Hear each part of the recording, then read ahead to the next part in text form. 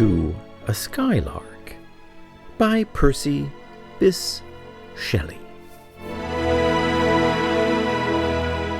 Hail to thee, blithe spirit, bird thou never wert, that from heaven or near it pourest thy full heart in profuse strains of unpremeditated art.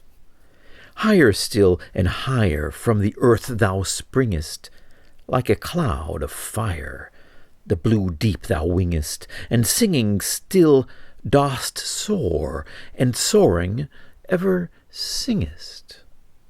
In the golden lightning of the sunken sun, o'er which clouds are brightening, thou dost float and run, like an unbodied joy whose race is just begun. The pale purple even melts around thy flight, like a star of heaven in the broad daylight.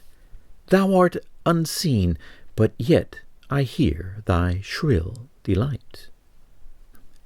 Keen as are the arrows of that silver sphere, whose intense lamp narrows in the white dawn clear, until we hardly see, we feel that it is there. All the earth and air with thy voice is loud, as when night is bare, from one lonely cloud the moon rains out her beams, and heaven is overflowed. What thou art we know not, what is most like thee. From rainbow clouds there flow not drops so bright to see, as from thy presence showers a rain of melody.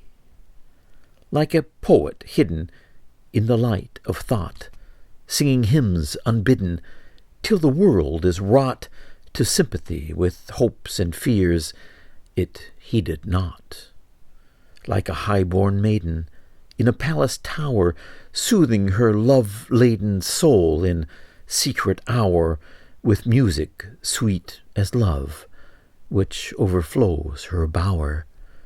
Like a glowworm golden in a dell of dew, scattering unbeholden its aerial hue among the flowers and grass which screen it from view.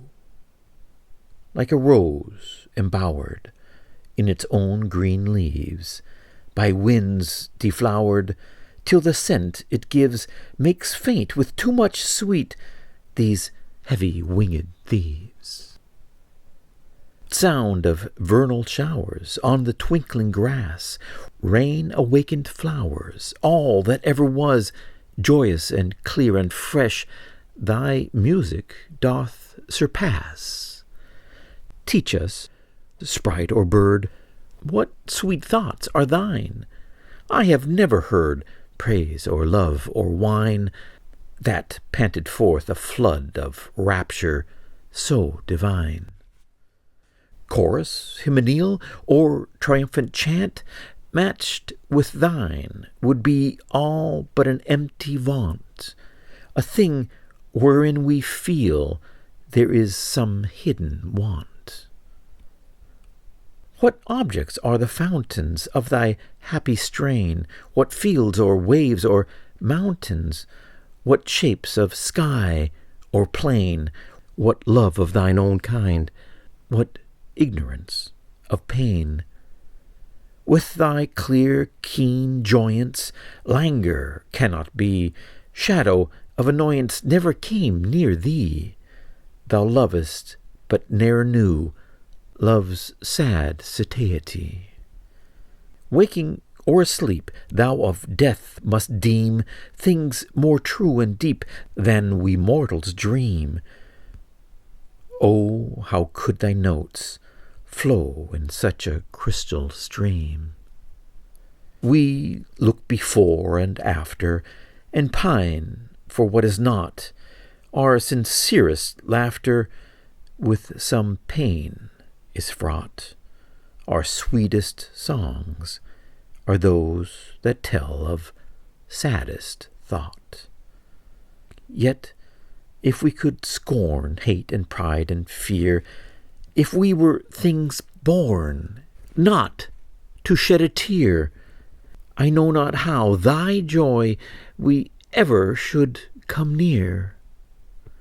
Better than all measures of delightful sound, better than all treasures that in books are found, thy skill to poet were, thou scorner of the ground. Teach me half the gladness that thy brain doth know, such harmonious madness from my lips would flow, the world would listen then, as I am listening now.